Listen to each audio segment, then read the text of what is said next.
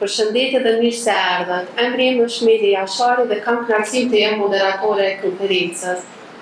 Mirë se erdhët në konferencën e tretë të shoqatës, organizuar nga Shoqata Prodhuese të Qumshtit të Kosovës me mbështetjen e VFT-it. Qëllimi i kësaj konferencë është adresoj çështje shumë të rëndësishme për sektorin e blegturisë, duke përfshirë biosigurinë në ferma, ndikimin e ndryshimeve klimatike, mbrojtjen e ambientit si dhe sfidat dhe perspektiva për zhvillimin e qëndrueshëm të prodhimit të qumshit në Kosovë. Tani do të kaloj në fjalimet hyrëse dhe kam kënaqësi të ftoj zotrinë Aser Bayraktari, kryetari i Shoqatës Prodhuese të Qumshit të Kosovës.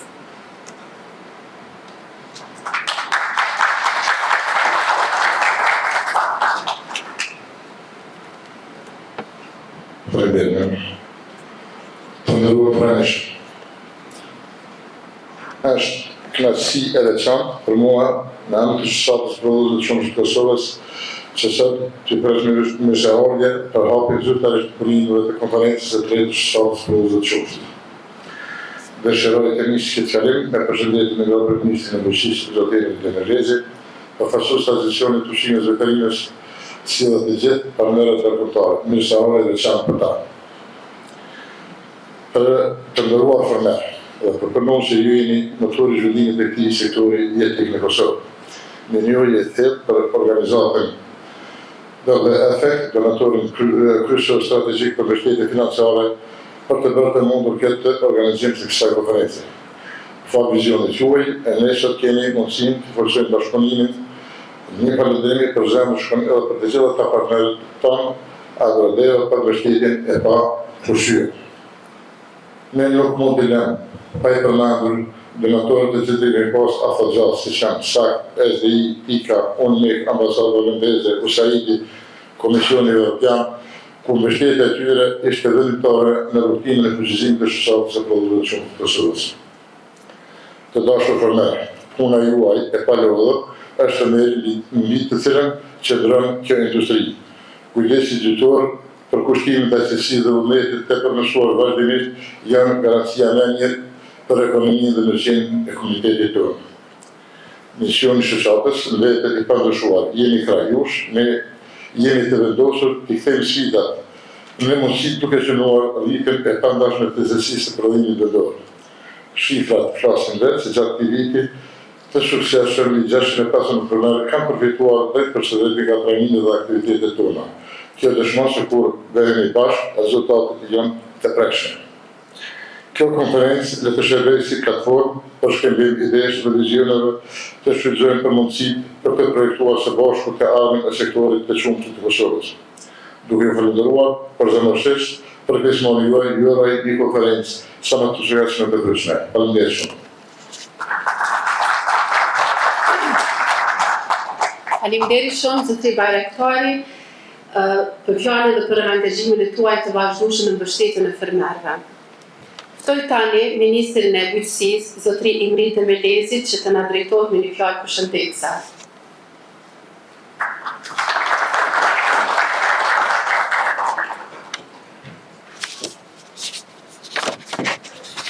Përshëndetje të nderuar kolegë, i nderuari kryetari i Shoqatës së Prodhuese të Qumshtit zotri Aser Bayraktari, i nderuar përfaqësues nga VFT zotri Same Mehmedov, i nderuari nga Federacioni Agrodev zotri Naim Krasniqi, i nderuar profesor Sherifi Rexhepi, profesor prezantues tjerë të konferencës sotme, të nderuar dashamirë të sektorit lektorisë, veterinarisë, fermerë dhe ju kolegë tjerë të pranishëm.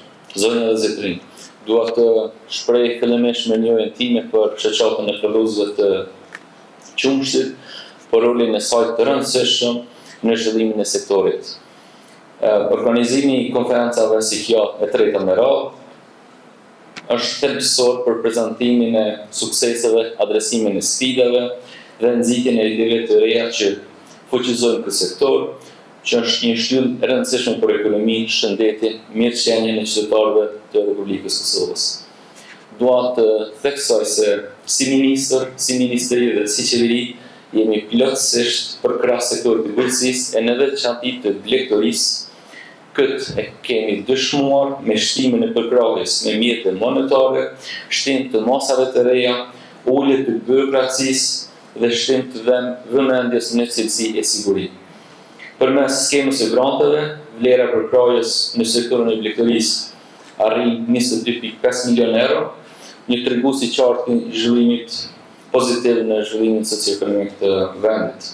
Rritjen e subvencioneve në cilësi të litrit së qumshtit të prodhuar me 27.8% më shumë krahasuar me vitet paraprake, subvencionimin për herë të parë të viçave me 25 euro për krerë apo 50 euro për krerë në vit, subvencionimin për herë të parë të mëshqerave, 50 euro në vit për krerë, realizimin e investimeve në laboratore në vlerën prej 5.8 milion euro në bashkëpunim me Bankën Botërore dhe Komisionin Evropian, 1.95 milion euro në implementimin e sistemit mbi menaxhimin dhe kontrollin, i cili ka digitalizuar zinxhirin e funksionimit të Agjencisë Ushqimit dhe Veterinës. Për herë të parë gjatë kësaj qeverisje kemi dhënë dhe do të vazhdojmë grante për përgjithëse për të shtuar fondin blegtoral, kushtimisht edhe prodhimin e qumshtit. Andaj në vazhdim e kësaj përkrahje nga fondi blegtoral janë blerë 827 gjethëve. Këto masa dhe tjera aspekte kanë ndikuar në rritjen e krerëve të lopëve qumshtore, vetëm në aplikimin për subvencione për lopë qumshtore kemi 10.000 krerë në këtë vit krahasuar me vitin e kaluar, më shumë në rritjen e interesit në sektorin e blegtorisë dhe në bilanc pozitiv të raportit import-eksport. Të nderuar, sigurisht se mbetet shumë për të bërë së bashku ne, duke filluar nga fermat e vogla, të cilat janë ta quaj kështu as për të vazhduar dhe as për ta mbyllur. Andaj do të vazhdojmë përkrahjen dhe diskutimin me ju se si t'ja bëjmë dhe si t'i qasim kësaj kategorie të fermave, deri te përkrahja për fermat moderne apo të mesme të cilat duan të rriten dhe shtohen ende. Duke filluar bashkë përkrahje tjetër nga matrikulimi i viçave në lindje e deri te therrjet, nga ato që kanë cilësi, nga ato ferma që kanë cilësi të qumshtit metodë për të ngritur në klasë të larta, nga ushqimet e koncentruara e deri te qumshti në krizat tona, e deri te mirëqenia po ashtu dhe kushtet e veterinerëve dhe blegtorëve. Të nderuar, vërtet sektori i blegtorisë ka vëmendje, sepse është edhe ofertë, është edhe kërkesë. Do të thonë, është ofertë për sektorin e përpunimit, është ofertë për tregun me produkte që ofron, në anën tjetër është edhe kërkesë për sektorin e përpunimit të ushqimeve voluminoze, koncentratave të tjera. Prandaj të gjitha këto tema, planifikime e ndryshime duhet të bëjnë së bashku, sikur se sot në konferencë, por edhe në ditët e muajit në vazhdim. Ju falenderoj.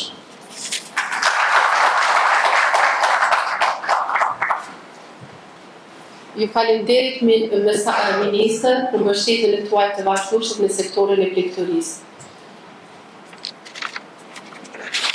Ftoj zotrin Naim Krasniqi, menaxher nga Fondacioni Agrodet, të merr fjalën si partner i shoqatës.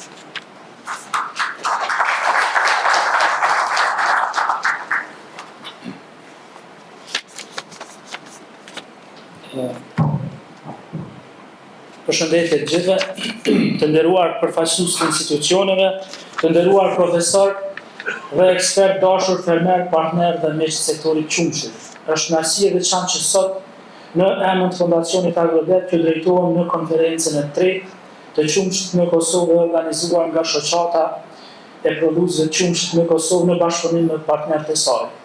Na gëzon shumë fakti që edhe ne jemi pjesë e këtij organizimi dhe e këtij dialogu të rëndësishëm për sektorin.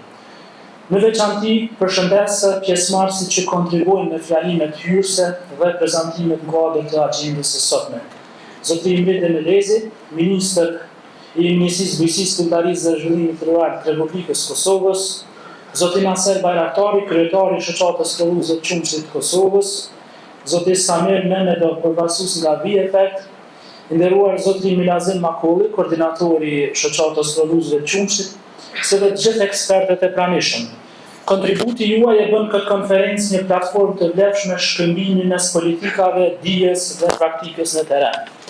Tema e konferencës, biosiguria, ndryshimet klimatike dhe perspektiva e zhvillimit sektorit qumshit, është jetë aktuale. Sektori qumshit po përballet njëkohësisht me sfida nga ndryshimet klimatike, kërkesa gjithnjë më të larta për siguri ushqimore dhe cilësisë dhe nevojën për modernizimin dhe qëndrueshmëri afatgjate. Bashkëpunimi si bazë një zhvillimi. Në korrekt këtij viti, Fondacioni Agrodev dhe Shoqata e Prodhuesve të Qumshit të Kosovës kanë nënshkruar një memorandum mirëkuptimi, i cili përfaqëson një kornizë bashkëpunimi afatgjat për forcimin e sektorit qumshit në Kosovë.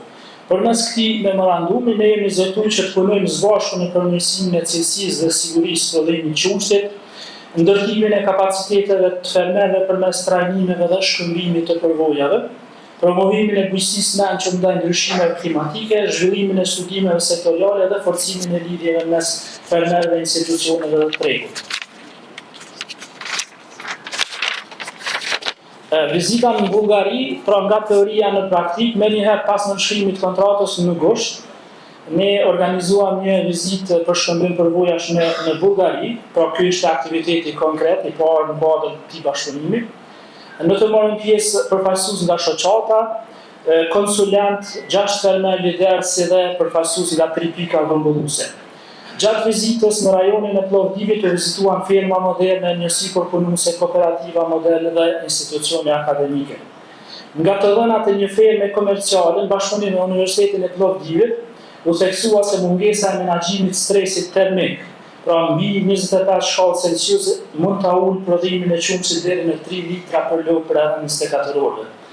Mësimet kryesore nga kjo vizitë ishin të qarta, pra përshtatja ndaj ndryshimeve klimatike që u tha se është investim dhe jo kostot, menaxhimi i ushqimit dhe riprodhimit u tha se është thelbësor për produktivitet dhe cilësi, dhe bashkëpunimi mes kooperativave me akademinë është bazë për një sukses afatgjat. Përshëndetje për gjithë. Ne do të mundohemi të paraqesim do të japim disa informacione bazike sa i përket biosigurisë në fermat e lopëve qumshtore në vendin tonë. Sigurisht prodhuesit tanë të qumshtit, fermerët, përveç sfidave të menaxhimit, duke filluar nga përgatitja e ushqimit apo një menaxhim i mirë i fermës, sigurisht edhe duke pasur kafsh ose lopë të prodhimit të lartë, edhe duke u ballafaquar edhe me probleme tjera. Një nga kërcënimet që mund të jetë për fermerin në Kosovë janë edhe smundjet apo patogjenat, të cilët sigurisht në disa raste mund të shkaktojnë edhe humbje të mëdha ekonomike. Këta patogjen mund të jenë virus, bakterje, parazit, të cilët mund të shkaktojnë smundje në disa momente edhe me humbje të mëdha ekonomike. Po i përmendim tani disa probleme që janë edhe në regjion, për shembull Greqia sot është duke u ballafaquar me një kërcënim të një smundje virale, Lija e Dhenve, cila ka godit fermerët në Greqi dhe fatkeqësisht sot edhe shteti grek është duke u ballafaquar me një sfidë jashtëzakonisht të madhe. Domethënë kostot ekonomike për këtë smundje në Greqi janë dikur rreth 350 milion euro, që mbetet një sfidë e atij shteti. Do të mundohemi në pikat shkurta të paraqesim atë se si mund të mbrohen fermerët në Kosovë nga patogjenët që mund të hyjnë në stallat e tyre, cili mund të jetë edhe kontributi i autoritetit kompetent, sigurisht Agjencioni i Ushqimit dhe Veterinarisë, por edhe Oda e Veterinerëve të Kosovës, ka një rol të rëndësishëm në krijimin e kushteve apo premisave më të mira për minimizimin apo uljen e rreziqeve të paraqitjes apo të futjes së smundjeve në ferma. Sigurisht këto rreziqe janë të ndryshme dhe ato mund të vinë, domethënë nga disa shkaqe apo faktorë që do t'i përmendim në vijim. Por fillimisht do të themi çfarë është biosiguria në fermat e lopëve qumshtore. Është një grup i masave dhe praktikave për të parandaluar apo minimizuar futjen e smundjeve në fermë. Biosiguria është një, domethënë, është linja e parë e mbrojtjes kundër smundjeve, por kemi edhe raste kur është e vështirë të parandalohen të gjithë patogjenët për të futur në fermë. Në disa raste, edhe nëse ata i kemi prezent, duhet të marrim masat në uljen apo zvoglimin e përhapjes së metutjeshme brenda populacionit të kafshëve apo nga njëra shtallë në shtallë tjetër. Cilat janë qëllimet kryesore të biosigurisë? Parandalimi i futjes së patogjenëve, të cilat mund të vinë nga kafshë të reja, të cilat futen në fermë, nga vizitorët, nga punëtorët të cilët mund të lëvizin nga njëra stallë në stallën tjetër apo edhe përmes mjeteve dhe pajisjeve. Kjo bëhet me qëllim të reduktimit të përhapjes së këtyre patogjenëve. Nëse një fermë mund të ketë disa shtalla, është e rëndësishme që të kemi një zvoglim apo mos përhapje të metutjeshme nga një shtallë në shtallën tjetër dhe sigurisht edhe përhapje në mjedis dhe rrezikun për të kaluar në ferma tjetër. Pse është e rëndësishme biosiguria? Sigurisht prodhuesit tanë një problem që mund ta kenë në vazhdimsi, siç janë infeksionet e gjirit apo mastitet, të cilat janë një problem në disa raste edhe serioz, por janë edhe smundje tjera infektive që jemi duke u ballafaquar, edhe kemi mjaft të vështirë shërnjosjen për të cilën në këtë rast autoriteti kompetent është përgjegjës në krijimin e masave apo strategjive për të shërnjosur, për shembull brucelozën, tuberkulozën. Mirë po janë edhe disa të tjerë që jo lehtë mund të eliminohen nga fermat tona, ose ne duhet të mësohemi që ndoshta edhe të ulin rreziqet e përhapjes së këtyre, duke mos pasur mundësi që ti shërnjosim, siç është për shembull rinotrakeiti infektiv bovin apo diarrea virale bovine, por gjithashtu edhe për shembull salmonelloza apo kriptosporidioza, smundje tjera parazitare. Dhe sot për shembull në Evropë e kemi një smundje infektive virale që është gjuha e kaltër, që fatkeqësisht e vështirë për t'u kontrolluar. Transmetohet përmes insekteve dhe fermerët evropian janë duke u ballafaquar me këtë smundje dhe janë shtetet ato të cilat janë duke vazhduar apo duke implementuar vaksinimin. Në disa raste është e vështirë që të parandalohet një smundje përveç masave profilaktike, në këtë rast siç është vaksinimi. Rëndësia e biosigurisë është se përmirëson prodhimin, mbron shëndetin dhe mirëqenien dhe krijon një reputacion të mirë të fermës, që është shumë e rëndësishme për konsumatorin tonë. Si ti parandalojmë patogjenët që mos të hyjnë në fermë? Të kemi kujdes në futjen e kafshëve të reja në fermë. Sigurisht që këtu mund të vinë përmes ka kafshë që në dukje duken të shëndosha, por e bartin patogjenin dhe ato mund të hyjnë bashkë me të në stadë. Mund të jenë në kohën e inkubacionit, dhe më thamë virusi apo bakteria është në trupin e kafshës, nuk paraqet smundje dhe mund të hyjë në fermë në kohën kur jemi në periudhën ku akoma s'janë shfaq shenjat klinike.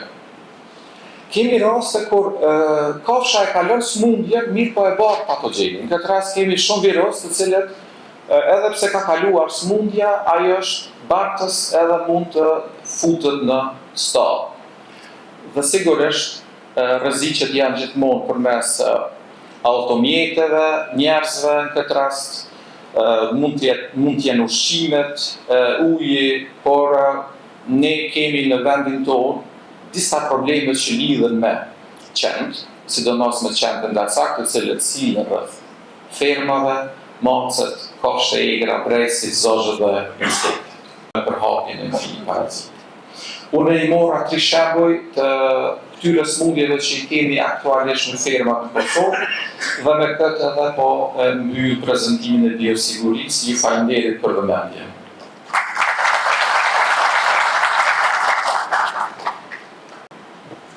Faleminderit profesor për prezantimin tuaj, i cili ka një rol të rëndësishëm në menaxhimin dhe suksesin e firmave. Tani ftoj profesorin Nazmin Hasani për prezantimin e radhës. Prodhimi i bimëve foragjer dhe përshtatja ndaj kushteve klimatike. Natyrisht që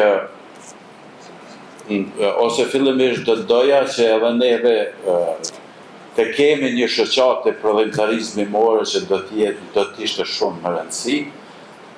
Sa i përket temës së sotme, ne jemi dëshmitarë që do ballafaqohemi me ndryshimet të mëdha klimatike dhe edhe sektorin e prodhimtarizmit more, domethënë e ka goditur shumë ose prodhimtaria bimore, gjithsesi prodhimtaria e bimëve foragjer ballafaqohet domethënë me këto ndryshime. Këto ndryshime, siç e dim, edhe e dim të gjithë, domethënë janë temperaturat e larta, të cilat kanë ndikuar dhe po ndikojnë që të ulin prodhimtarinë bimore dhe të krijojnë strese. Kolegu më parë tha në blegtori stresi termik, domethënë e gjithashtu edhe te ne si njerëz, domethënë e ndih këto efektet e streseve termike, por edhe te pjesa e prodhimtarisë bimore është shumë më rëndësi, domethënë që ky stres ndikon drejt për drejtin në uljen e prodhimit, por ndikon gjithashtu edhe në vlerat ushqyese të prodhimtarisë bimore, gjithsesi të bimëve foragjer. Pra, rritja e temperaturës është rritja e nivelit të CO2-shit, mandej kemi ndrrimin e rreshjeve, domethënë këto janë ato sfidat kryesore që ballafaqohet prodhimtaria bimore, mandej kemi rritjen e frekuencës së ngjarjeve klimatike, domethënë ngjarjeve klimatike, siç janë valet e ngrohta, siç janë erat e mëdha, siç janë rreshjet e mëdha, domethënë ky është një diçka që po ballafaqohemi vazhdimisht ne çdo ditë me këto probleme në prodhimtarinë bimore. Gjithashtu është edhe rritja e presionit të shkaktarëve të smundjeve dhe dëmtuesve. Domethënë, krejt këto vinë si rezultat i ndryshimeve të kushteve klimatike. Për rritjen e temperaturës tanë që ajo ndikon në ulje të rendimentit, e dim këto të gjithë, mirë po vërtet ata se fermerët që ballafaqohen me këtë punë çdo ditë, edhe jemi dëshmitarë të asaj që po ndodhin këto ndryshime dhe ne kemi probleme,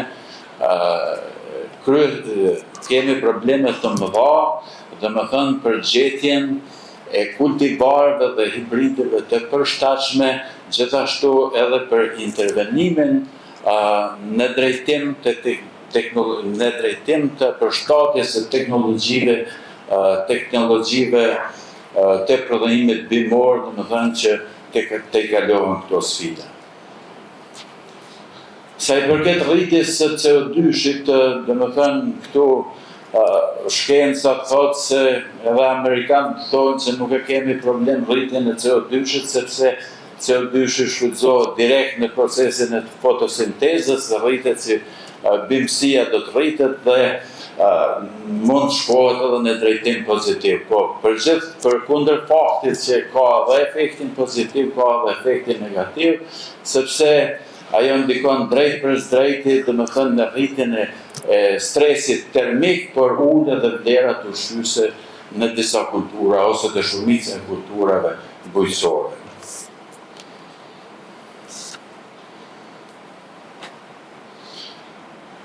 Sfidë tjetër për prodhimin e bimëve foragjiere, po flasim në këtë rast, dhe për prodhimtarinë bimore në përgjithësi, domethënë është edhe ndryshimi I rreshtit, ndryshimi I modelit të rreshtit. Ne jemi dëshmitarë të asaj se si ndodhin këto ndryshime, si po na ndodhin këto ndryshime, domethënë në periudhat kur kemi, për shembull, kur fermerët planifikojnë mbjelljet e tyre, ose këto rreshtë janë të çrregullta. Edhe si rezultat I këtij ndryshimi, domethënë atëherë pëson prodhimtaria bimore, pëson planifikimi I fermerëve, edhe kështu që këto janë, ky është një problem cilin duhet menaxhuar. Faleminderit profesor për punën tuaj praktike, për të cilën studentët dhe fermerët janë mirënjohës. Ndikimi I ndryshimeve klimatike në sektorin e blegëtorisë, e ftoj profesorin asociuar Petri Dobi për prezantimin. U folë se çfarë janë ndryshimet klimatike, faktikisht deri para disa vitesh nuk flitej për ndryshime klimatike, po flitej për rritjen e temperaturës globale. Kjo sepse ajo ishte konstatuar, që mesatarja po rritej, po nuk e dini që kjo mesatarje nuk ishte shpërndarë normalisht, po do sillte pasoja tjera që sot I shohim me fenomene tjerë zakonshme, përmbytje, thatësira, rreshjet shumë intensive, atëherë kur duhet ishin të shtruara, siç janë rreshtet e dimrit, e shumë çrregullime tjera që po na cënojnë mënyrën tonë të jetesës, aktivitetet ekonomike. Nga se vijnë këto ndryshime klimatike, është një fenomen normal, po ndodh kjo sepse ndodh një herë në 10.000 vjet, 100.000 vjet, siç thuhej paracakosh, jo, është efekti punës sonë, është efekti aktivitetit njerëzor. Çfarë ka bërë njeriu? Po shfrytëzon gjithë atë karbon që është sekuestruar, shkapur, është futur në tokë në formën e qymyrit, naftës, gazit, dhe ne atë që është futur për miliona vjet po e shfrytëzojmë për 100 vjet. Në 100 vitet e fundit, ky përdorim intensiv I karbonit të kapur ka bërë që gjithë ky karbon të ngrihet lart dhe përveç karbonit edhe gazet tjerë, siç është diazoti, oksid diazoti, siç është metani, të cilët faktikisht po e bëjnë globin tonë një serë. Globi jonë është brenda një sere, siç e dini kur I brenda serë, dielli e fut energjinë brenda, por nuk del jashtë. Dhe kjo po sjell gjithë ato çrregullime që po I ndjejmë çdo ditë. Për sa I përket ndikimit të prodhimit të qumshit, që është edhe interesi jon sot, kush janë faktorët që ndikojnë? Është rritja e temperaturave mesatare, po natyrisht që është shtimi I valve të nxehtësisë, se temperaturat nuk rriten graduale, po I kemi në disa momente, themi ku erdhi kjo vap, s'ka bërë ndonjëherë kështu etj. Janë ndryshimet në modelin e rreshjeve që përmenda, edhe ndryshimet të tjera, rritje e lagështisë, pra ndryshimet të gjitha po I mbajnë në kurisë. Tek lopët e qumshit janë ndryshimet klimatike ndikojnë në disa mënyra. Stresi nga nxehtësia është një nga ato, dhe kur them stresi nga nxehtësia, them mbi nivele të caktuar. Ne specialistë kemi një mënyrë të maturit, që është një indeks si lagështi temperaturë, dhe kur ky ngrihet në një nivel të caktuar, atëherë fillojnë çrregullimet. Atëherë fillojnë kafshët e paksojnë të ngrënit, ashtu sikurse edhe ne paksojmë të ngrënit kur na zëgrivi, kuptohet, se kemi temperaturë të lartë, shpeshtojnë frymarrjen, edhe pastaj fillojnë ndryshime tjera metabolike, të cilat të gjitha reflektohet në aktivitetin e organizmit lopës, në prodhimtarinë e saj, në drejtime të ndryshme. Konkretisht kemi shifra, unë kam dhënë disa shifra për do flasë më vonë, për çdo shkallë rritje të indeksit temperaturë lagështi, kemi rënje prodhimit qumshit, ka 0,2 dhe 0,5 kg në ditë. Ullët konsumi ushqimit, kemi ndryshime hormonale që prekin edhe sfera riprodhuese, kemi ulljet përqindjes së yndyrës dhe proteinës që në fundit reflektohet te çmimi i qumshit që ne dorëzojmë, po kemi edhe probleme tjera me qumshin që lidhen edhe me çmimin dhe me gjatësinë e ruajtjes së qumshit, që janë qelizat somatike. Unë u përpoqja të gjej burime se kush janë ato studime që tregojnë sa është efekti te fermerët. Pra doja të thosha fermerëve, unë e di sa është efekti. Për fat keq, studimet në tërë botën kanë filluar vetëm vitet e fundit. Në Ballkanën perëndimor nuk ka studime të tilla. Do të thënë janë më përpara, po masin këtë indeksin e temperaturës, Serbia, Maqedonia, po përpiqemi ne në Tiranë, besoj jemi aty të gjithë. Nuk ka studimet në filtra që ne themi kaq është ndikimin. Megjithatë, u përpoqja të gjej ca informacione nga literatura dhe një studim të madh që është bërë në mënyrë globale, po kryesisht i përqendruar në fermat amerikane, është konstatuar vërtet që efekti, nëse zgjat ky efekti termik, reflektohet thellësisht në prodhimin e qumshit, duke sjell ulje të prodhimit, duke sjell probleme të tjera me shëndetin, dhe kuptohet që të gjitha masat që marrim ne nuk e kompensojnë. Nuk është e thënë që punë e madhe le të rritet temperatura se ne do kompensojmë, sepse kemi përvojën nga pulari që e kontrollojmë ne mjedisin e tjetër. Nuk kompensohet, mund të kompensohet në nivelin e 50%. Dhe po të vazhdoj kështu, rekomendohet që do kemi ulje të prodhimit, po të vazhdoj kështu pa marrë ne masa. Humbjet kam bërë një llogari duke marrë minimumin për një shkallë rritje sa është humbja në një fermë dhe llogaritë paraqiten këtu, pra nëse do kemi disa ditë në një fermë me 20 krerë lopë në nivelin e prodhimit mesatar të Kosovës, do kemi një humbje prej 113 euro, kjo për një shkallë. Nëse rritja do të jetë e mëtejshme, flas për efektin e temperaturës, humbjet do të rriten. Po mos harrojmë që temperatura nuk ndikon vetëm direkt te klopa, ndikon edhe në forma tjera. Si ndikon? Efektet në riprodhim. Është konstatuar që me rritjen e temperaturave mbi nivelet durueshme nga kafsha, kemi ulje të fekonditetit, ose asaj që thonë përqindja e gjizjes. Tjetër, kemi humbje embryonale, do të thënë janë ato dështimet e hershme që ne nuk i vëmë re fare. Na duket sikur kaloi lopa një cikël dhe pastaj vjen në ciklin tjetër, por ndërkohë ne kemi humbë viçin. Tjetër, kemi shenja dobta të afshit dhe nuk arrim të kapim ky lopash në afsh, për shkak se ajo është në një gjendje stresi nga temperaturat e larta. Po ashtu kemi efektet të demat, po për fat ne e sjellim nga jashtë tani demat me tjetër kush. Kemi infertilitet, po ky është sezonal. Pra problemet e riprodhimit i kemi shumë sezonale që lidhen pra në kohën kur kemi edhe temperaturat më të larta. Puna dhe përvoja juaj ndërkombëtare ka vlerë dhe rekomandimet e juaj do të jenë të mirëseardhura në vendin tonë. Për mbrojtjen e ambientit në sektorin e blegtorisë, e ftoj zotëri Riza Hajdare.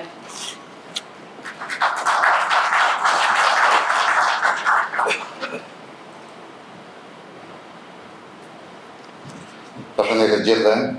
Më lejoni që të falenderoj shumë shoqatën e prodhuesve të qumshit të Kosovës për gjithë kontributin në sektor, për cilin jam bindur tashmë në partneritetin që kemi ndërtuar, se në vërtet po e adresojnë çështën në mënyrë jashtëzakonisht profesionale. Pse profesionale? Sepse kemi ardhur në një pikë ku tani flasim jo vetëm për rritjen e produktivitetit, po flasim edhe për faktorë jashtëzakonisht të rëndësishëm, siç janë ndikimet e ndryshimeve klimatike, siç janë ndikimet në shëndet dhe rrethana të tjera jashtëzakonisht të rëndësishme të ndërlidhura. Unë jam këtu në kuadër të përfaqësimit të një programi për menaxhimin e resurseve të ujore, program i menaxhimit të integrumit të resurseve ujore, është një program i qeverisë zvisërane, në bashkëpunim me qeverinë e Kosovës që qëllim kryesor ka rrujtjen, menaxhimin, përmirësimin e menaxhimit të resurseve ujore. Është një program 12 vjeçar, tani i organizuar në 3 faza, tani jemi në fazën e dytë, edhe që implementohet nga një konsorcium e një kompanie zvisrane që quhet SCAT dhe një agjencie të mjedisit e Austrisë që në bashkëpunim me shumë partner institucional dhe jo institucional në Kosovë jemi duke implementuar programin tashmë në fazën e dytë. Cili është qëllimi kryesor i këtij programi? Me ndihmu Kosovës në fuqizimin e menaxhimit të resurseve ujore. Jashtëzakonisht jam falendëruar dhe gjithë prezantuesve të mëhershëm deri tash që dhanë shumë informacion që ma lehtësoi punën në këtë prezantim. Po çfarë duhet të theksin unë ndër lidhjen e sektorit të bujqësisë edhe menaxhimit të resurseve ujore. Shumë dhe neve jemi të informuar shumë jo, po përmendu shpesh se Kosova është një vend në stres ujor. Kjo vjen. Ne jemi në një lloj pragu shkencërisht të definuar në mes të mjaftueshmërisë dhe pamjaftueshmërisë. Sipas analizave historike të motës së rreshave që përmendëm deri tani, Kosova ka diku rreth 1700 metër kub për kub banor për vjet. Kjo është një llogaritje rreth 700 mm rreshje vjetore, llogaritje superfaqe në banorëve. Dhe kjo është pikërisht pragu. Në këtë prag, në 1700 metër kub, atë konsiderohemi vend me pamjaftueshmëri ujore. Mbi këtë prag është në rregull. E çka i bie kjo? Kjo është mesatare për Kosovën. Ne kemi vende brenda Kosovës, sikur të Desha Morava, që është shumë në këtë prag. Mbase Perbujdinë të bardh ka sasi më të mirë ujore. Në anën tjetër, rajoni i Iprit, që përfshin shumicën e rrafit të Kosovës, është në prag të stresit ujor. Por duke pas parasysh përqendrimet e popullsisë, përqendrimet e industrisë, si dhe të bujqësisë, atëherë problemi shkon edhe bëhet deri diku alarmant. Edhe më shumë alarmant bëhen efektet e ndryshimit klimatik të cilat sapo u përmendën nga shumë nga prezantuesve të ndryshëm. Kështu që si program është identifiku problemet e mundshme potenciale të kësaj natyre edhe si duhet të zgjidhen, si duhet të çarrin, si duhet të trajtohen. Ne po punojmë në institucionet të Kosovës më parë me ndërtuar një kornizë të funksionale, me fuqizim të institucioneve, fuqizim të legjislacionit dhe që është më rëndësishme me planifikuar resurset ujore. Duke pas parasysh sasinë e kufizuar të resurseve ujore, atëherë ka të alekojë të resurseve ujore. Bujqësia ka nevojë të veta, energjetika ka nevojë të veta, konsumi i popullsisë ka nevojë të veta. Edhe për të duhen studime. Ne kemi bërë studime të ndërlidhura, momentalisht jemi duke bërë planet e menaxhimit të pellive ujore, që është kërkesë planifikuese e ligjeve të Kosovës, por natyrisht në dritën e procesit të integrimit evropian. Dhe përveç planifikimit, përveç zhvillimit të dokumenteve planifikuese, ne jemi duke bërë disa investime në terren për të demonstruar apo deri diku për të kontribuar në uljen e presioneve në ujëra, duke përfshirë aspektin safjor dhe aspektin cilësor. Kështu që në ndërkohë do të flas pak më shumë për detaje.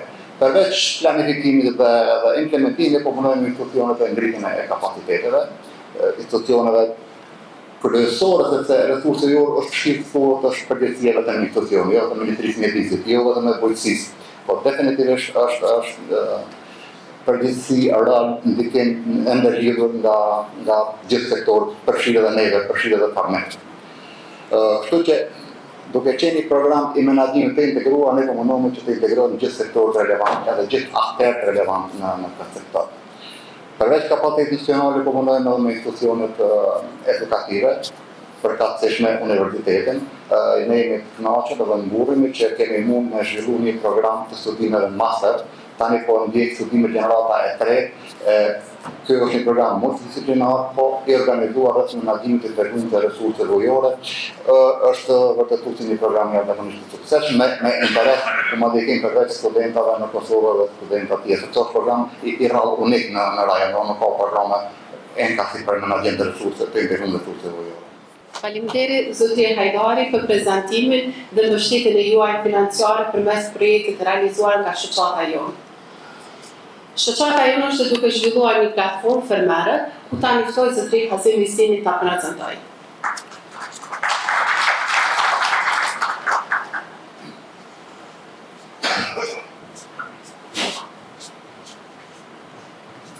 Fillimisht faleminderit shoqatës e cila më dha mundësinë të zhvilloj këtë aplikacion. Aplikacioni i fermerëve është një aplikacion i cili ndërthur në vete disa raporte, të cilat fermerët u tasht me majtë nëpër letra, nëpër mesazhe, nëpër cirkare ndryshme, tash gjithë ato letra ato janë mësuar që t'i ketë në gjep, pra në telefonin e tyre. Fermerët përballen çdo ditë me pendime të rëndësishme me prodhimin e cilësisë. Çka në kupton puna? Çdo analizë që bëhet, ata mund ta kenë parasysh me analizat paraprake, i bëjnë një strukturë të dhënave të cilat i kanë ruajtur përmes analizave laboratorike. Gjitha këto analiza ruhen në një sistem bazë, i cili pastaj prej sistemit bazë bartën përmes aplikacionit të fermerit bartën të fermerit.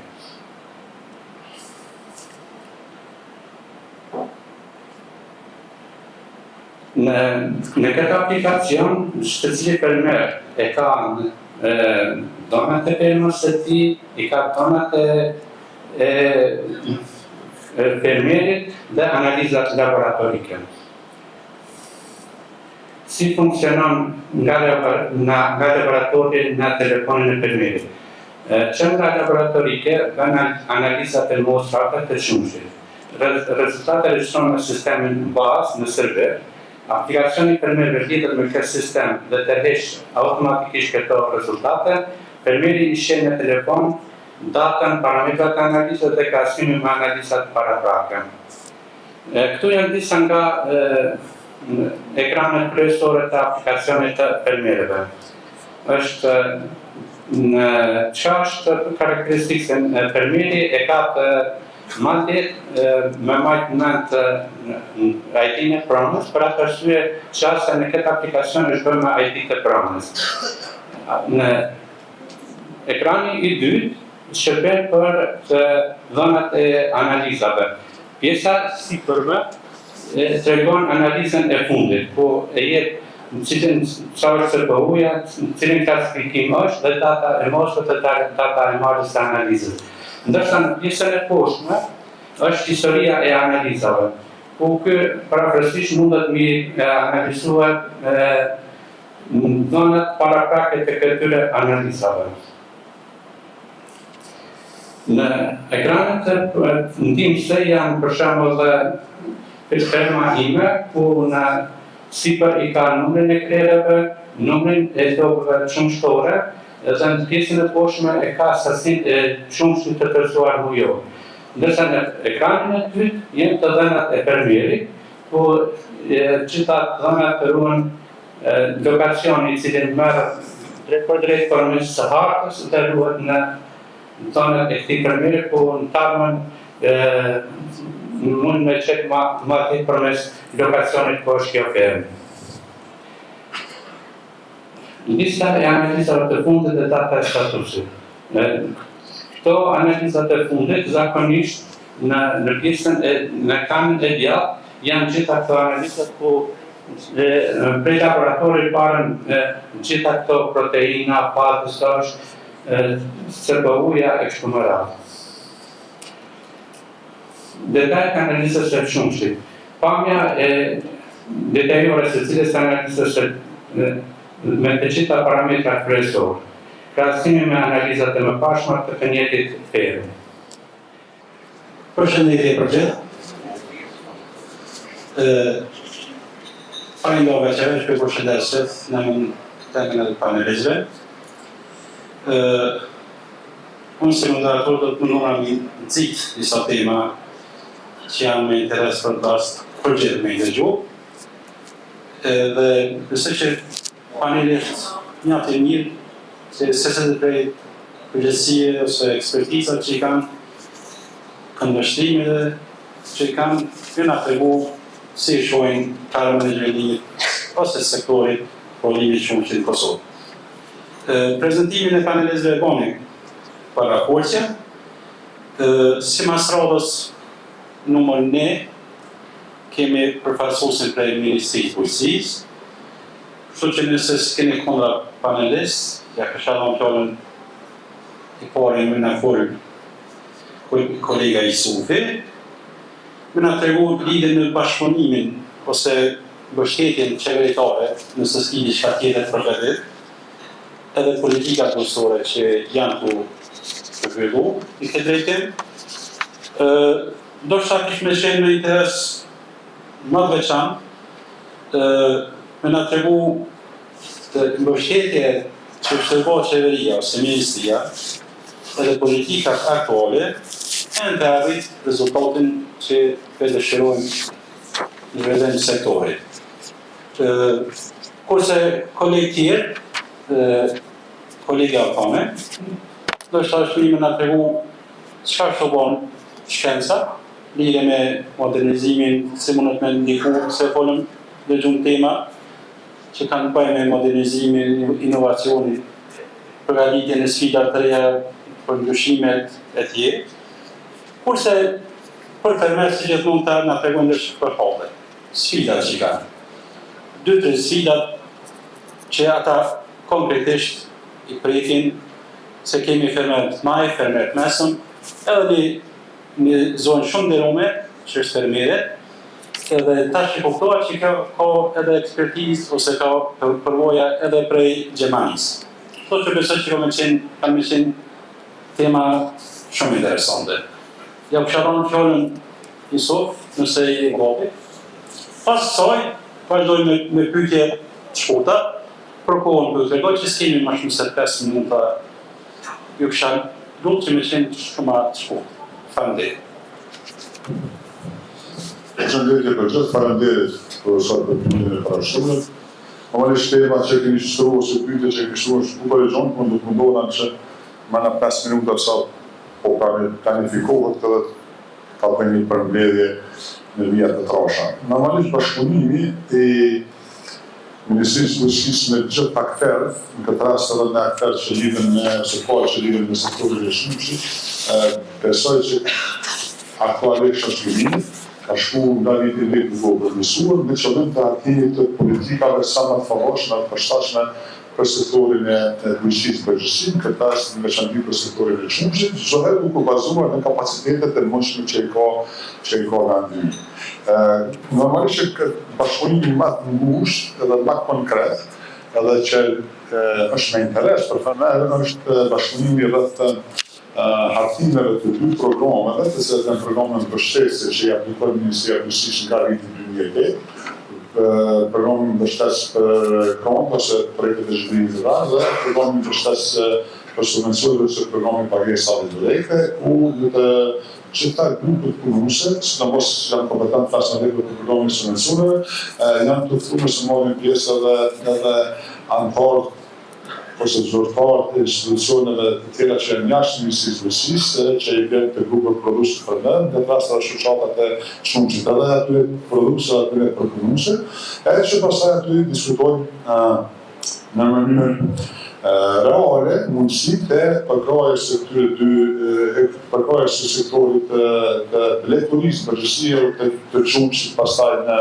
në veçanti. Edhe që mund të them se këto programe aktualisht ose ky program i pagesave direkte ose subvencioneve është merite përbashkët e punës së përbashkët, jo vetëm me Ministrisë Bujqësisë, shumë herë Ministria e Bujqësisë ka në këtë Ministria e Bujqësisë në këtë përkrahje, po deri te vendosmëria përkrahje për cilin do sektor, këtë asë sektorin e shumshit, normalisht shakon në bashkëpunim me sektorin përkas, këtë asë me sektorin e shumshit. A është aktualisht këto 2 programe, ose konkretisht programi i pagesave direkte subvencione, a është mjaftueshëm i kënaqshëm për nevojat që janë aktuale në vendin tonë për sektorin e shumshit, besoj që është në atë nivel që i trajton me seriozitet nevojat e tyre, por që lënë hapësirë për me zhvilluar dhe me plotësu me qëllim të adresimit sa më të saktë të nevoja për problemeve që i ka sektori i shumshit. Në tytje që ishte se kjo formë mbështetjes aktuale që po aplikohet nga Ministria e Bujqësisë për sektorin e bujësisë përgjithësi për ta shënë veçanti për sektorin e çumshit, që apo i arrin efektet e veta, ka mendime të ndryshme, edhe vlerësime të ndryshme, bashkësisht specifikt kanë dhe shqyqojnë, qyshe vlerësojnë, qyshe krahasojnë.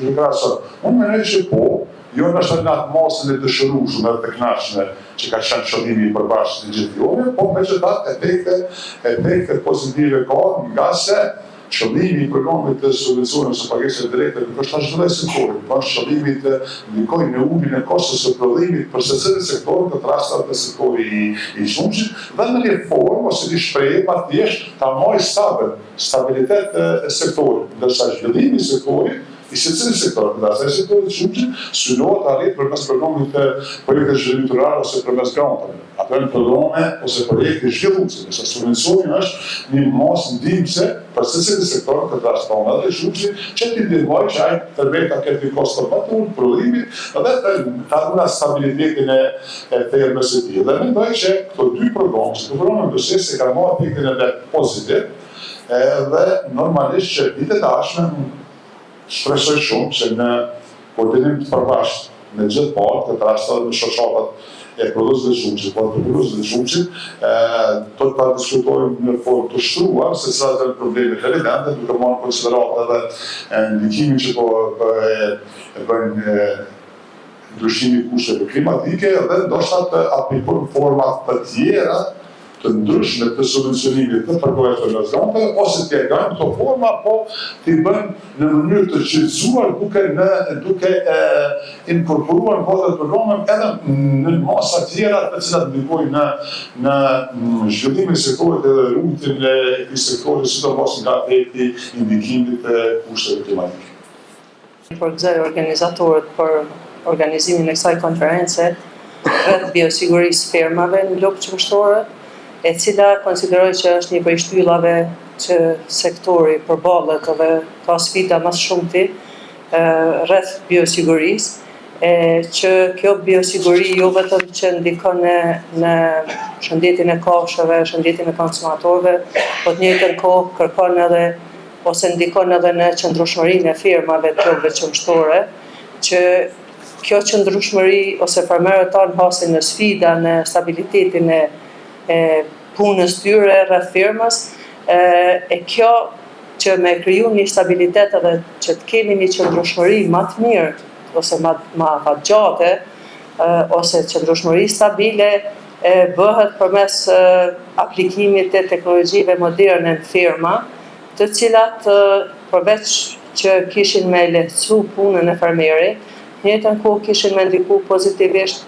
edhe në uljen e kostos së prodhimit, që realisht kostoja për momentin është shumë e lartë, mandej në anën tjetër kishte me përmirësu edhe shëndetin e kafshëve, mirë po tek qëndrueshmëria realisht i kemi disa me thonë kategorizime që kryesisht qëndrueshmëria ekonomike e kishte bë përdorimi i teknologjive e kishte ndihmuar qëndrueshmërinë ekonomike, duke ulë thash koston e prodhimit, mandej qëndrueshmëria e mjedisit, sa i përket në pjesën e mjedisit, domethënë përdorimi i teknologjive moderne, për shembull senzore të ndryshëm, drone të ndryshëm kishin me ndihmu fermerin me e kursy ndoshta plehrimin e tepërt, përdorimin e tepërt të pesticideve për trajtimin e kulturave lavërtare që janë si burim kryesor i racioneve ushqimore. Në të njëjtën kohë kemi një ndihmesë të përdorimit të këtyre teknologjive edhe në qëndrueshmërinë sociale të fermerëve, duke normalisht kërkesën për fuqi punëtore, do të thotë na ndihmon në uljen e kërkesës ose përdorimit të punëve fizike, në të njëjtën kohë e përmirëson edhe mirëqenien e fermerit për shkak se i lehtësohet puna në firmë. Të gjitha këto zbashku, domethënë kishin me ndiku, modernizimi i teknologjisë kishte me ndiku shumë në uljen e kostos së prodhimit, mirë po në anën tjetër sfida është se kostoja është shumë e lartë e këtyre teknologjive. Si mi përballu këto kosto? Kështu që te kjo pyetje ndoshta bashkëpunimi i institucioneve edhe mbështetja e institucioneve shtetërore, po edhe shoqatave, edhe organizatave ndërkombëtare në gjetjen e zgjidhjeve për me gjetë ose me ofru praktika më të mira ose metoda më të mira të mbështetjes farmerëve rreth përdorimit të teknologjive. Më herët profesori e përmendi, profesori Petrit, që modernizimi i firmave realisht përmes senzorëve spërkatjes ose freskimit përmes ujit ose krijimi i hijeve, matja temperaturave kështu me radhë. Mirë po, këtë komponent kish me ndihmu edhe aspekti i të ushqyerjes, sepse shumica e farmerëve të na përdorin teknologjinë njëjtë të ushqyerit si gjatë verës si gjatë dimrit. Mirë po, përdorimi i të ushqyerit ose i ushqimit gjatë verës kërkon një trajtim më ndryshe për shkak që ushqimi realisht ose vetë kafsha në këtë rast përballet me një sasi të energjisë gjatë jetës vetë, prodhimit të energjisë. Mirë po, atë energji ajo duhet me siguru përmes ushqimit që gjatë verës ulet dëshira për me konsumu ushqim, në anën tjetër mbetet mungesë e energjisë. Kështu që kërkohet racionet ta kenë një sasi më të mirë ose sasi më të lartë të energjisë në racion, të ulet sasia e proteinave, mirë po të proteinat të jenë me vlerë biologjike të lartë ose të kenë efikasitet të lartë shfrytëzimit, mirë po edhe koha të ushqyerit kafshëve është shumë e rëndësi, duhet me shfrytëzu periudat kur ka më pak temperaturë, për shembull mëngjes ose herët mëngjes ose më vonë, për shembull kur fillojnë më ul temperaturat gjatë mbrëmjes, në mënyrë që ti plotësojnë kërkesat e nevojshme edhe me këtë arrisin prodhimin që mos kemi ulje të prodhimit. Në anën tjetër, nga ana e farmerit kërkohet ndoshta me bëni një përcjellje të kondicionit lopëve të prodhimtarisë, pse ka ardhur deri te ulja prodhimtarisë, pak a shumë me i siguru ato ose me i mbledh ato zona edhe përdorimi i softvereve të ndryshëm në përpunimin e dhënave na kish ndihmu me dhënë përgjigje në problemet që i kemi. Kështu që prapë, domethënë teknologjia e ka vendin e domosdoshëm edhe është shtyllë kryesore që në të ardhmen duhet farmerët me investu më tepër në atë pjesë, po normalisht ky investim kërkon përkraje shumë më të madhe nga ana e institucioneve, qoftë lokale apo ndërkombëtare. Okej, po vazhdo me panelistin e tretë, nuk e ketë në step me kohën mirë. Është fermeri Albani, janë shumë të gjojnë për momentin, Alban Hajdini, edhe mos në atregoni shumë për shumë posibilitet, po për shembull mund është mu orientu, i kam 20 vjetë që bënë bashkë me fermerë pëse që e di. Mu fokusu, për shembull, cilat jenë 3 sfida, të lashet madhëmore që ke posë edhe cilat janë ma urgjentit, që bëjnë ty për me zhvillu firmën, me rritë firmën, me rritë prodhimtari. Nëse mund është. Përshëndetje për gjithë. Jam Alban Hajdini nga fshati Rrësivjet e Komunale Gjondit. I diplomundën të shtetin e Prishtinës në Fakultetin e Bujqësisë dhe Veterinarisë dhe në nivelin master. Kryesisht mirë me ndihëri, për momentin e kam 43, për tyre 28 jep shumështore. Sfidat kryesore për momentin që kemi është për shembull koncentratit të cilin e gjejmë. Të më thonë, vetën qërësi që ndërë të gjithë, nuk e di çfarë kemi. Ato për shembull na e gjejmë ai shumë 18%, po cilësia e tij nuk është 18%. Për të më thonë si sfidë e parë. Si sfidë e parë, po. Që na kena përdel me prodhim se na investojmë për prodhimi nuk është. Do të thonë nuk e kontrollojmë me investimin. Prodhimi tjetër është që këto ka ma eret edhe tek firma, a këtu nuk e cek për shembull prodhimi me fondra. Okej, shëndetësor. Shëndetësor. Domethënë është prodhimi kryesor është me fondra. Nëse jo pas është domethënë e shnushme i fondrave, atër prodhimi vjen. Okej. Ne këtu ne problem që e ke pos ekonomik me investu në firmë tona, më shme.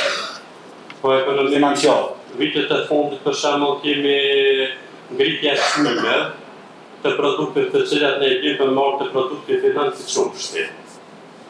Domethënë duke nis prej forës mise deri te përfundimi i shëllazhës dhe krejt është ngritje e çmimeve, ndërsa çmimi i çumshtit është shqiptar si për atë 3 vjet është një çmim. Nuk ka asnjë ndryshim. Atë çmimet domethënë vjen na që investojmë krejt kanë devis. Okej. Keni diçka tjetër më shumë? Jo, për momentin jo. Allah, zumi po pyetje se pyeta më edhe thash akime se me kanë ta po thash shotit, thash jepi. Shoqja Angula fjala për ty. Gjithë faleminderit për mundësinë që na keni dhënë sot me u shpreh shumë para profesorëve të nderuar, po sigurisht para fermerëve, kolegëve të mi. Kam një prezantim të shkurt, duke marrë parasysh kohën që kemi të invituar. Për ndryshme jam afëllazë në një nga fshati Karbash, komuna Vitijës, njihem si Bomballa Farm, si fermë regjistruar në organet e shtetit. Datojmë për vitin 2015, kemi filluar me një 23 lop, sot momentalisht jemi 85 krerë, shumë shtuar, vetëm lop shumë shtuar, 85 krerë. Ne po shkoj pak ma shkurt edhe ma shpejt, për shkak të kohës mjedi kemi gjatë një kafsh që na provojnë në ditë 1750 deri 1800 litra, marrësisht prej se mund me qenë në ditë 60 ose 62, 61 atyna, për momentin që i vjet dikon 28.7 kg për litra, shumë për kohë lupë. Synojmë 100 kohë, se rrët që kemi kapacitet në firmë, lupë deri ka vetiri, edhe synojmë që me të i kalu 30 litra mesatare. Për ketë këto që kemi arrit deri thash, kemi investu në 3 shtylla kryesore në fermë. Kemi investu në infrastrukturë të fermës, në infrastrukturë mekanizmit, në arsim, po edhe në punë shumë. Falemnderojmë e gjej rastin edhe falemnderoj profesor Belunin që na ka ndihmuar në gjitha aspektet, prej fillimit, prej 2015 jemi në kontakt me ta, ka njëherë e ndëgjojmë, ka njëherë se ndëgjojmë, po më rëndësi që ferma është duke përparu. Si ngritje stallës edhe kisha këshillu gjithë fermerët, se tash Ministria po do ngrande për ndërtim stallës. Ta eliminojnë sistemin e lidhë të ferma, kalojnë sistem të lirë të fermave, bashkëpunojnë me profesora ndryshëm, me njerëz që e njohin këtë vëndari, jo vetëm që e njohin me profesora që i din letrat, po i din praktikën, që di me tregu ka me lëviz lupa, ku ka me fjet lupa, ku ka me umje lupa, si gjitha senet në detale që i di, jo veç me të dhani fletë dhe ti me procedurët. Edhe njëherë e falemnderoj profesor Belunin prej zemrë kështu që na ka ndihmuar kaq shumë se ne kemi qenë analfabet këtë lami. Na falenderojmë shumë pa. Kolegu i ceku disa sfida se s'po him ma shumë tek nga ferma aton, kush ka qef mund na vizitoj, jemi të hapur. Po, tash mas e kena përfaqësuesin e Ministrisë për politika këto. I kam një 2 shqetësime. Presi që kena fillu na me punu me fermë, na në të rritë moja nuk kemë këtë nami. Të vëshëja na mytë, të vëshëja gati se na të falimenton. Në bruto prodhim pagujmë 8% të vëshë. Që do me thonë, nëse unë realizoj 25.000 euro pra fërsishtarë, paguj 2.000 euro në start të vëshë. Nuk kemë kush se si mundësi me rimbursu të vëshën se politikat janë gabushme. Koncentratës ka të vëshë. Gruri edhe misri ka të vëshë. Na jemi detyruar me mërë koncentratës se nuk mund të provojmë edhe silazh edhe gruri dhe misri. Fornat nuk kanë të vëshë. Gjitha senet gati në bujqësi, mekanizmin pak se ka të vëshë. Disa asli. Faktikisht të vëshën du me pagu tjetë. Nëse unë çdo muj pagujt vetëm të vëshë 2.000 euro. Tu e morë parasysh aty të na vjen tatimin fitim, tatimin për punëtor. Se ferma jo harrova me të tregu, fermën tonë mi nëbojnë 4 punëtor. Do me thënë 4 punëtor janë të përhershëm shtallë që punojnë. Këtë këto ase arrit dikun të 3.000 euro hargjimet mujore që shkojnë për shtet. Ne kemi përfitu diçka subvencione. Faktikisht ato subvencionet e qumshtit që i mormi, na veç për para jam, i mormi me vones 7-8 muj, a jopmi çdo muj. Faktikisht aja na falim në tënë, gradualisht do të na falim në tënë. Problemi numër 2, që është problem që na rre si spota Damokleun mbi kokë, është kthimi 6 vjet mbrapa e Ministrisë Financave, atë kës, që është me ndoj kthim katastrofal. Nëse kjo zbatohet për neve fermerët, jo vetëm për fermerët e qumshtit, po gjithë fermerët, gjithë edhe të grurit, edhe gjithë ata që kanë kriju të orna mbi 30.000 euro. Pa paralemre, pa do të na mysh gjithëve. Vetëm kanë filluar presioni psiqik me u shkaktu. Tash për shkak zgjedhje pa ndërprej, po besoj që mas zgjedhjeve kjo do të jetë prezente te ne. Ta zonë. Unë për 6 vjet, nëse dikun ku bën realizim 600.000 euro. Tash dikun një gjysma që aty në 600.000 eurove, via trosha, gjysma që aty në 600.000 euro, gati në 300.000 euro, atë kjo ngarkon me tokso. S'kam se si me mrim me pagu ata. Nëse kjo nuk eliminohet, besoj që shumë shpejt na do të falimentojnë. Se do të vjetë deri te konfiskimi pasurisë, ku e dion se që shkojnë procedura gjyqësore, edhe mandej asit. Edhe kisha pas një pyetje, masi veç jam e kom marrë fjalën, sa Kosova e plotson nevojat me qumsht? Okej, ndoshta kjo të pjesa e pyetje. Po të pjesa e pyetje, po mas e mora fjalën mos ta marr edhe për herë. Kena dhe sfida tjera ka qenë, folën panelistë për klimën, folën për thatësirën që ka qenë vitin e kaluar. Po mos kesh me sillazhën e një viti më përpara na sa ti do të ishmi të falimentu. Po sillazha e një vitit më përpara tash veç na kanë ndihmuar, vazhdojmë me punën. Faleminderit. Sigurisht me pasko, sigurisht një pyetje interesante. Fillimisht përvzoj se harrova valla, pak më parova. Tregoj në vetëm shumë mirë. Firma se këtë numrin e karave jekin as me çmimin, jetu fitu. Kjo është ç'është aty në fjalë që na para 20 vjetë. Kështu që mirë është ona. Tash fjallën me obin zonës Milije, edhe kjo si produse qumshtit, për në firmën për prodhim qumshtit, kështë halu du fokusu me shepa që ki eksperiencë për regionalistë. Nëse më nëshme të regu cilat janë një dy sfida këto që po ju munojnë, ose edhe me krasu me, se di nësë është në mundur me krasu. Përshëndetje, që më miri e Mirina, vim nga Fushë Kosova. Nga Fushë Kosova, kam jetuar janë 12 vite atje, edhe pse kam në shtetësi gjermane, kam në vitin 2008 nuk të vendin tem, fillim nuk jo marrë me bujqësi, as me drejtori, as me mërtën e kafshëve, një po e kom po të atyshme, ata që janë në sektorin e kuzhinës turpeve, vjen që shumica turpeve origjinale marruhen prej produkteve qumshtore, sidomos klingës. Unë jam e profesionalizuar në këtë sektor edhe kom po që jopa do të më mbajt për me vazhdu këtë aktivitet. Dalimi Kosovë dhe Gjermani, kafshët atje i mbajnë sistemin e lirë më shumë, që e kom po. Këto nuk i mbajnë mbyllën në për shtalla, do shave nuk kemi hapësirë mjaftueshme. Pastaj, unë si penges kam për shembull, unë jam fermere re, nuk jam e moqme, kam fillu i ka pak vite në këtë sektor, ka munges të kushteve, do të të shtallave, që duhet të aman një fermerës këto për me mbjetu mas pare. Mungon pastaj edhe si vjetë ka qenë ka shumë thatësirë, sigurimi ushqimet për ma vonë, edhe pse vera ka qenë të në kohën o dasht me ushqy kafsht me ushqim të gatshëm, që është e një kostë shumë e madhe, dërsa qyshe ceku para folë si qmimet kanë vetët qumshtit të nivelit njëjtë, na si prodhues nuk kemi ngritje qmime për kondrazi ata riprodhues, përpunues kompanitë të ndryshme, ata janë përfitues më të mëdhenj.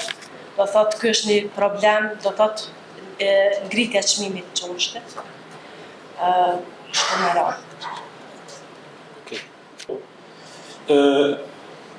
Adi po një që se shpërmend heq çmimi i çumshit, po që në rregull po shumë. Normalisht që neve ndoshta na ky dashur edhe një panelist me qenë këtu i proponuesve të çumshit. Po herën tjetër për ta organizuar. Po më shumë në kontributin tanë edhe si reativit, po domethënë shumë short. Okej, domethënë përmendën sfidat ekonomike, sfidat e shëndetit, sfidat veterinare, biologjike, teknologjike, në diçka që është përmend këto do të vjetë di sfida me fuqinë punëtore.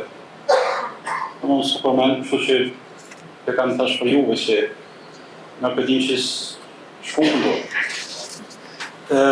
Sfidat menaxhent firmës u përmendën atë un koleg për me përmirësu teknologji, cilësinë e çumshit si duhet jemi në rregull, tregu ndërlisi, legjislacioni na ndihmoi. Sufit pak me kuptu pak më shumë,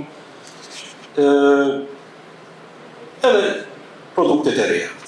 Kështu që me lejen e kolegët, po vazhdoj me menaxhu edhe pyetjet, edhe nëse keni pyetje për panelist, por nuk isha thonë mu kufizu veç të panelist nëse ka dikush informacion ma shumë për qatë pyetje që bëhet, për 2 minuta me na e dhoni përgjigje pa dhe 3, dhe bëni minutë që. Jo shumë gjatë, kështu që është rolla pyetje, zdi, a ka mikrofon? Dhe për gjithë panelistë dhe gjithë pjesëmarrës të kësaj konferencës. Në përmer nga Komuna e Libjanit, për ndryshe sekretar organizativ i shoqatës prodhuesve të çumshit. Deshta më lidh me zotëri Sufin, i cili e përfaqëson sot Ministrinë e Bujqësisë, sa i përket granteve edhe mjeteve financiare të Ministrisë së Bujqësisë. Edhe pse i Sufi nuk është personi adekuat për menaxhimin e mjeteve financiare fondit të Ministrisë së Bujqësisë, mundu me dhoni përgjigje, por ne kisha kërkuar edhe zyrtarisht edhe privatisht fakturë se para një javë kam qenë edhe vetë kam po pyetje për çështjen e subvencioneve, ku të stilisht e zonën e cila ka punu, thot, janë kry, janë shkun pagesa për pare s'ka. Që që kuptova një Sufin tha që ende nuk o miratue bugjeti dhe 3-4 dit, apo 5 dit për këtë vetë në byllet. Bugjeti është i miratuar. Po kërkojnë nga Ministria e Bujqësisë që dalë me një informat zyrtare edhe t'i njofton të gjithë fermerë për pjesën e subvencioneve edhe të granteve, cilat janë alokuar të mjetit gjatë këtij mandati, në tregojnë se ka i kanë quhe. Ku e kanë, pse nuk kanë shku në destinacionin e duhur, po kanë marrë drejtim këj tjetër. Unë nuk po du me gjuku, po për afërsisht shumica për njëve e dim, se jenë në qatë klinë problemeve, ku në mëtën e këtë gjendje dhe parët që atë kanë qenë për grante, kanë marrë rrugë kejtë të kapë.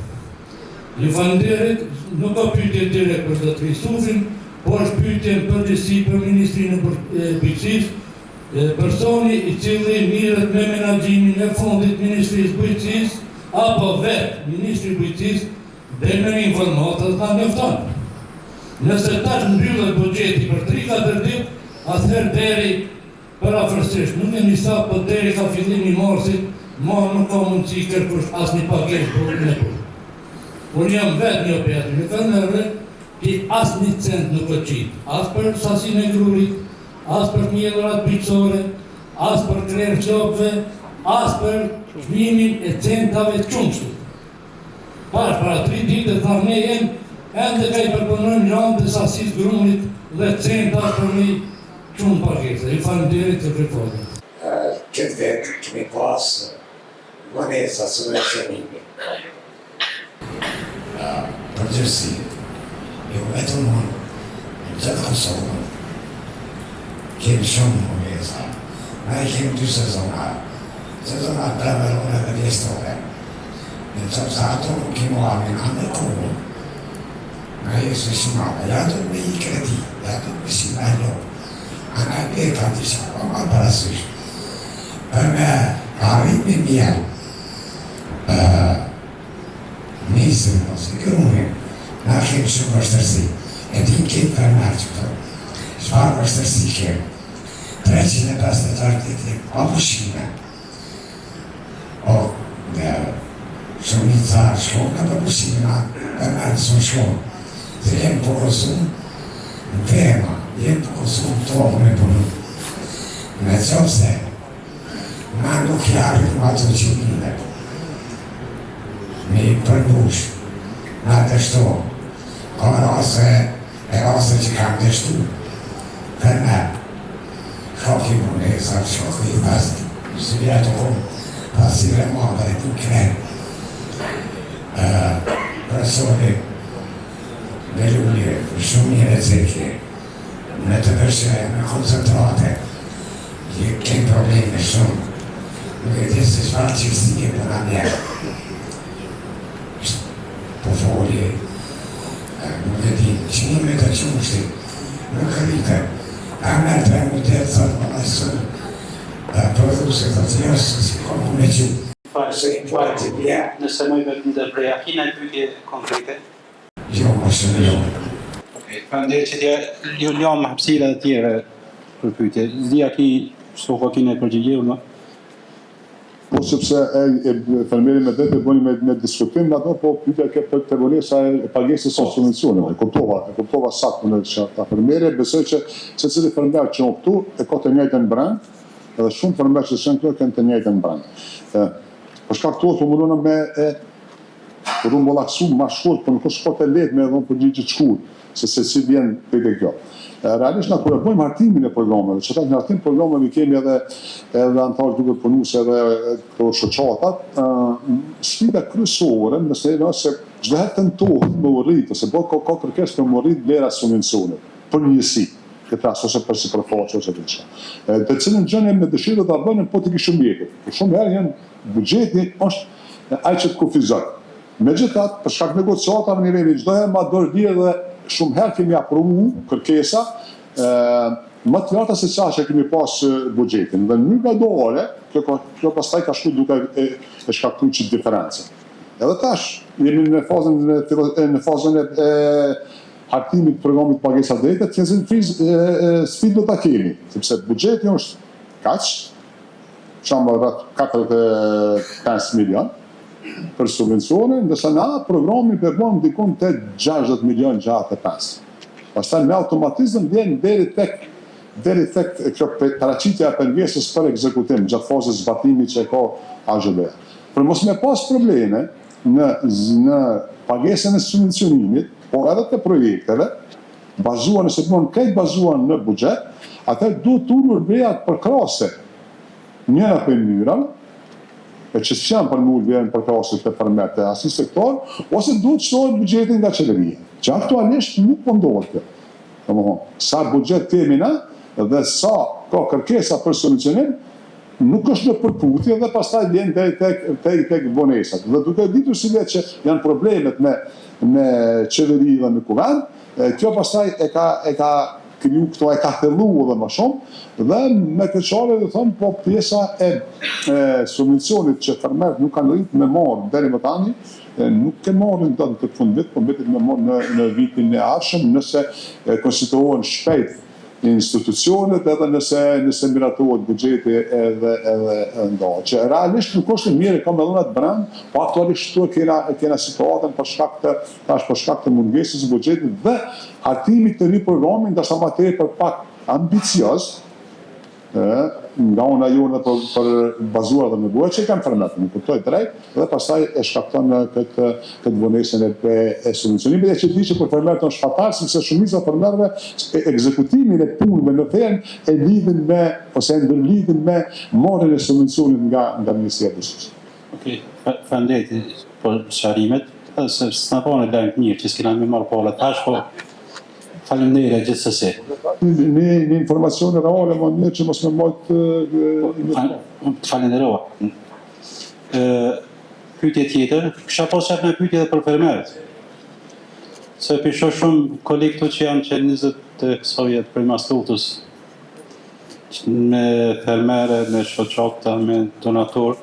Kështu që besoj që kishin në qenë pyetjet edhe pisa ardhura edhe për tyne. Por do kush është pyetje tjetër?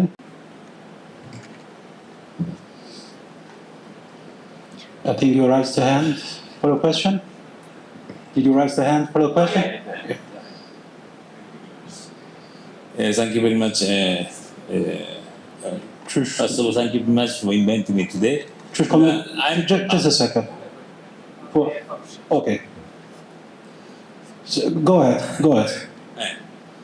I'm from Japan and now I'm working here in Kosovo, but I'm still new, so I just wanted to know something about the agricultural extension.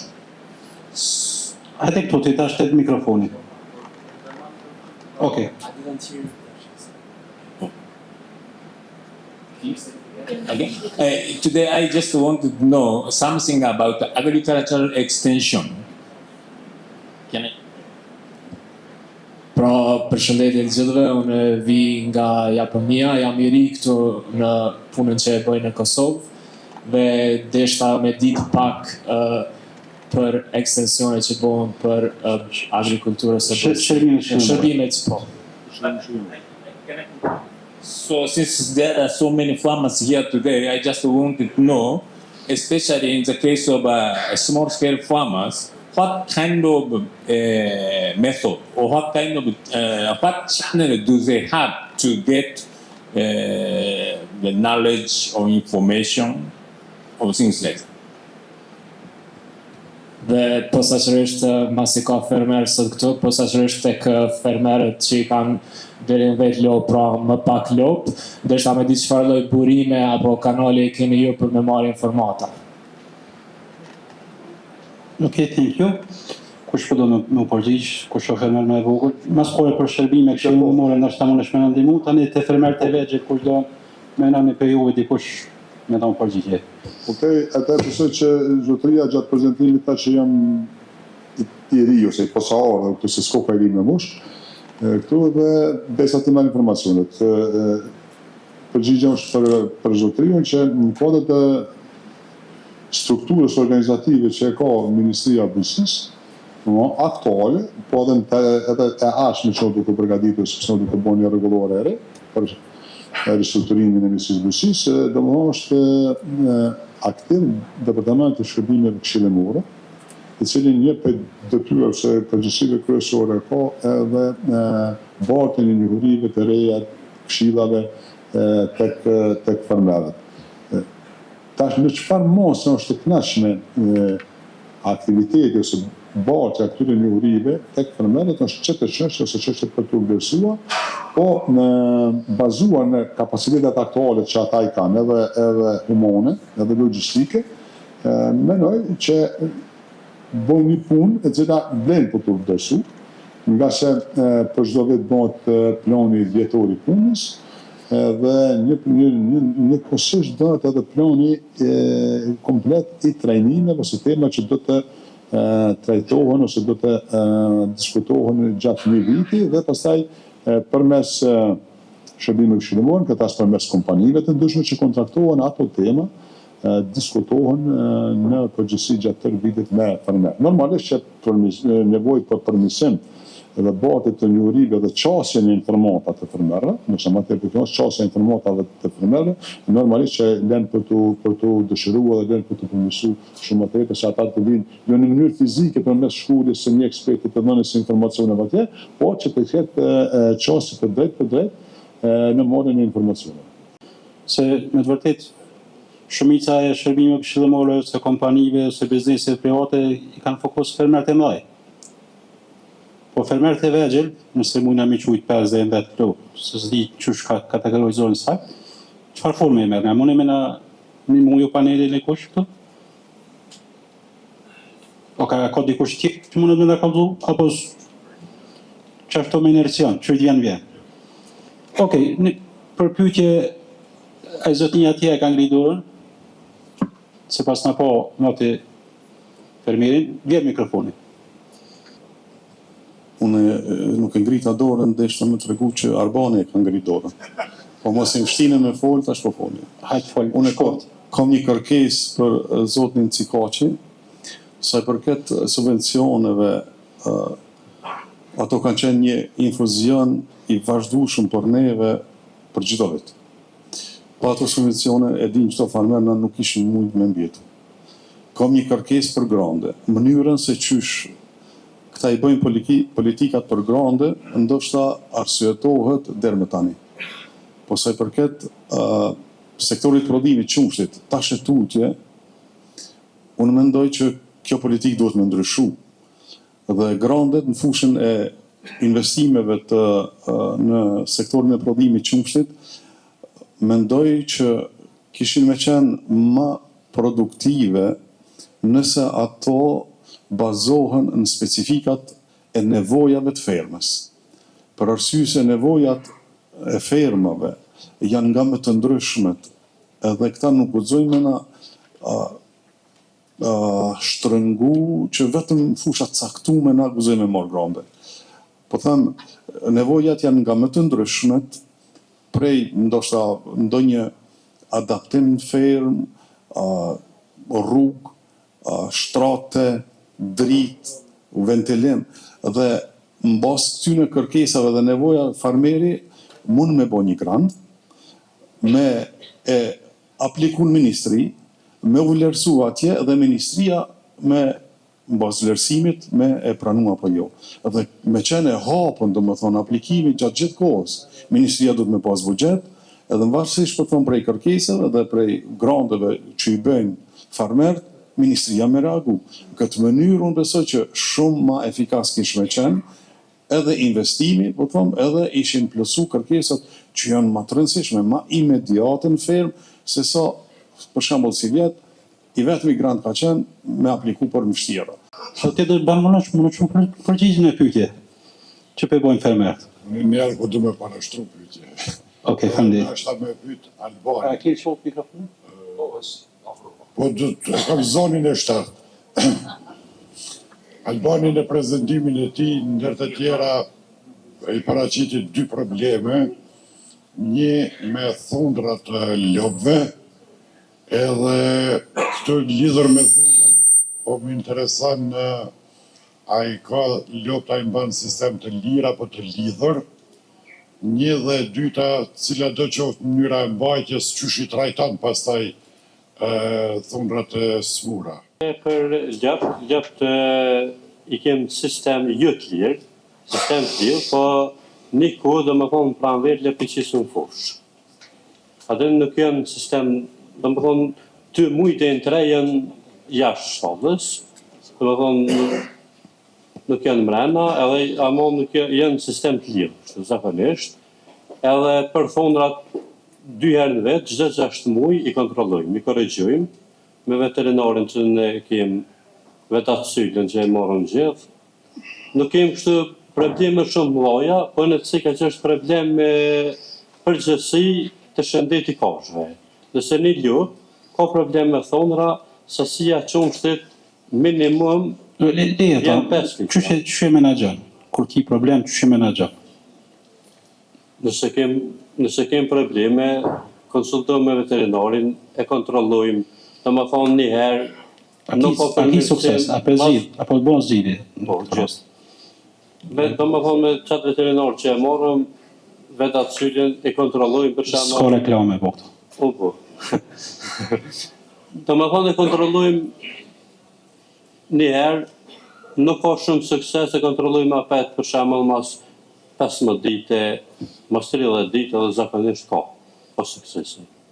E të koncentratin e dyshoj, se koncentratin e kom për shembull e kena bli mini çmim, do më të rëgjys, 40 kg, një lloj koncentratit. E kom bli tjetrin 15 herë, të më thonë 40 kg. Sasia qumshit, dhe më thonë ka qenë e njëjtë. Dhe më thonë dalli, atë përqindja është 18% e dyve. Okay. Tash të kom nërë koncentratin në rënë, apet dhe më thonë prodhimi ka qenë i njëjtë. Okej, faleminderit. Abdullahi po do më ndihmu pak. Të shojnë ose në produktor. Abdullah, të veç lutem shkoj se jemi gati të Nëse muj më ndurlidh, unë e kam sistemin e lirë klubëve.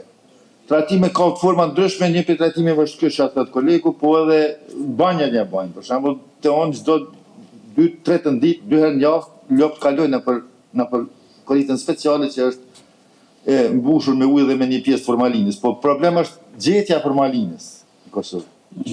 Na paraqet problemet moja, duhet me u gjetë diçish me sjell ose prej Shqipërie, ose prej Serbie, ose dikun me sjella formalinë. Ja.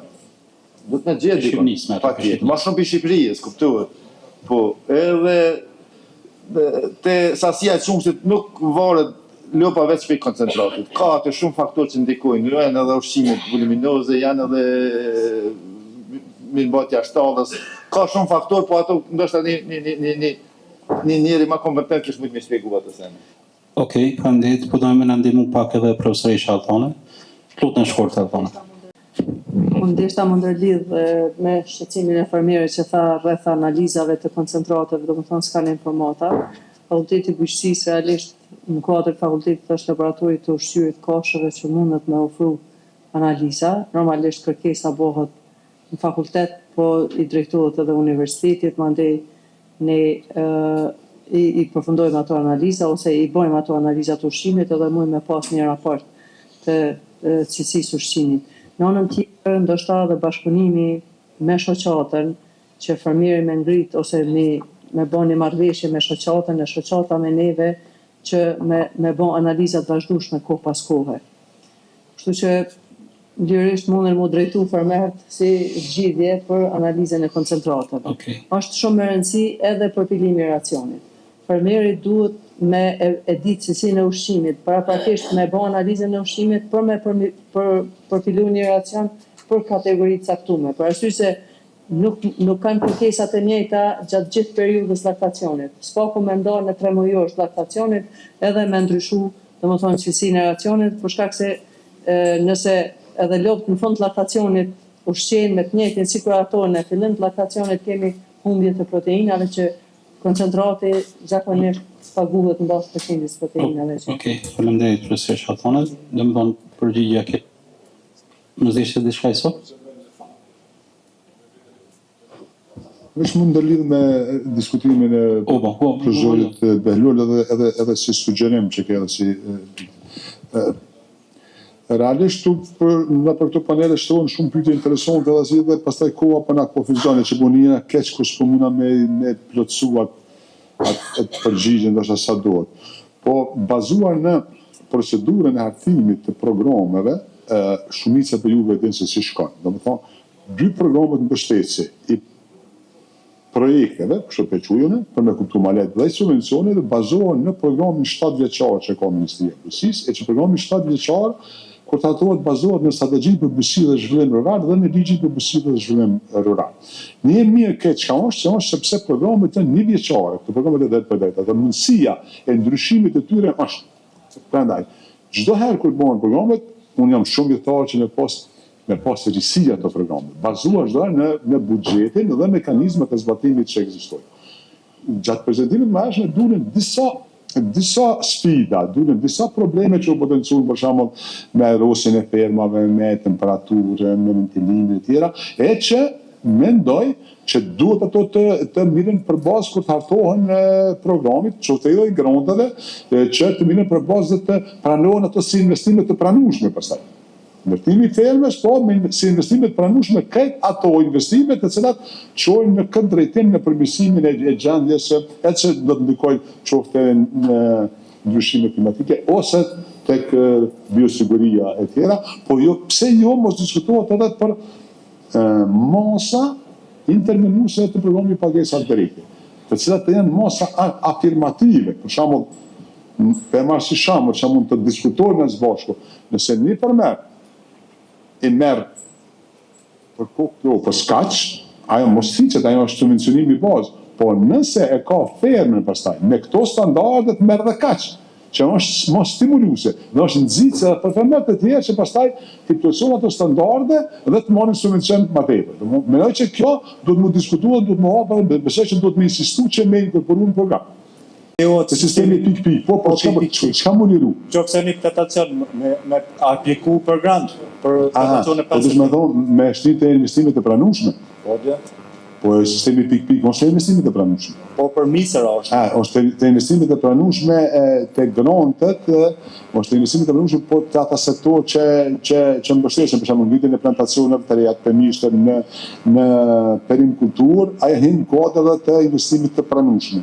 Ndërsa tek dritrat nuk e besoj që është të parapone me u përsaktu kjo ose me u fusin, mos sepse nuk ka, nuk besoj që ka mos të veçantë për mbështetjen e sektor të dritrave të ristrukturimi potencialit në tjerë. Ka probleme. Vetëm me sistem pik-pik për një hektar, qofse unitet, mundet një hektar me prodhu 70.000 deri në 80.000 kg. Silazh ose 15.000 kg kokër mesatare.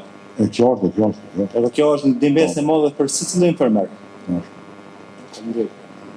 Edhe pyetja e dytë më duket të keq, që te robotet e mielës, në thon drejtën tek edhe nëse bëhet përmes granteve, nuk e di a kanë plan departamenti për ta qenë edhe basi artimit të programit të projektit zhvillimit rural, a ka në plan ose me inkorporuar investim të pranueshëm. Nuk e kam informatës, mund të bëjnë informat gabueshëm. Albane që thash që do të më involvu pak, po thot që është i pranueshëm. Besoj që ja arritëm me ngrit pika interesant, asa mojtë me sot jetën. Shpresoj që jeni kënaqur, me di që koha është ujna ma shumë, se ky bashkëvenda se jam në qëtë jashtë diku.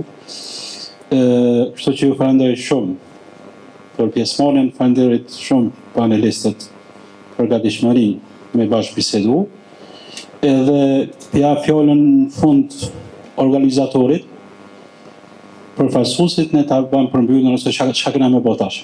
Faleminderit shumë. Veç i falenderove të gjithë, vetëm desha t'ju ftoj për drekë.